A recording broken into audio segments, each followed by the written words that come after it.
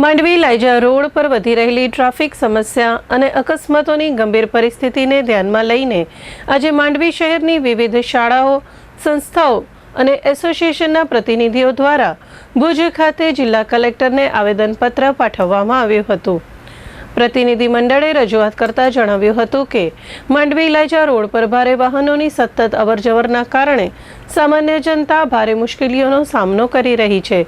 ખાસ કરીને વિદ્યાર્થીઓ અને પાદચારીઓ માટે આ માર્ગ અત્યંત જોખમી બની ગયો છે। તાજેતરમાં જ એક બેદરકારીપૂર્વક દોડતા ટ્રક દ્વારા માસૂમ દીકરીનું મોત નિપજતા સમગ્ર વિસ્તારમાં રોષ ફેલાયો છે। આ પરિસ્થિતિને ધ્યાનમાં રાખીને પ્રતિનિધિઓએ શહેરમાં પસાર થતી ટ્રાફિકની ભારે સમસ્યા ઘટાડવા માટે બાયપાસ રોડની કામગીરી તાત્કાલિક પૂર્ણ કરવાની માંગ કરી હતી।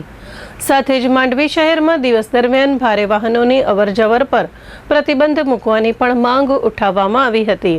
અંતમાં જિલ્લા કલેક્ટરને રજૂઆત કરી યોગ્ય પગલાં લઈ જનહિતમાં તાત્કાલિક કાર્યવાહી કરવાની માંગ પણ કરવામાં આવી હતી। માંડવીના અગ્રણીઓ અશ્વિન શાસ્ત્રીજી, કાંતિભાઈ ભીમાણી, રશ્મિન સોની, ઈશ્વરભાઈ દડગા, સુરેશભાઈ સેંગાણીએ ચંચળ ન્યૂઝ સાથે વાત કરતા માહિતી આપી હતી। હું માંડવી કચ્છથી અશ્વિનભાઈ શાસ્ત્રી કથાકાર। માંડવી લાયજા રોડ બાયપાસનું કામ અત્યારે ચાલી રહ્યું છે, પણ ભારે વાહનોની અવરજવર મુખ્ય રોડ ઉપરથી થઈ રહી છે। જે રોડ ઉપર સ્વામિનારાયણ મંદિર છે એ જ રોડ ઉપર 5 સ્કૂલો છે અને હોસ્પિટલો પણ છે।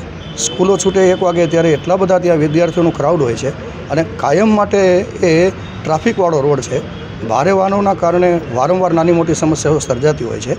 થોડાક સમય પહેલાં જેના 4 મહિના પહેલાં લગ્ન થયા હતા એવી પાટીદાર સમાજની એક દીકરી પ્રિયલબેન, એનું દુઃખદ અવસાન અકસ્માતમાં થયું છે।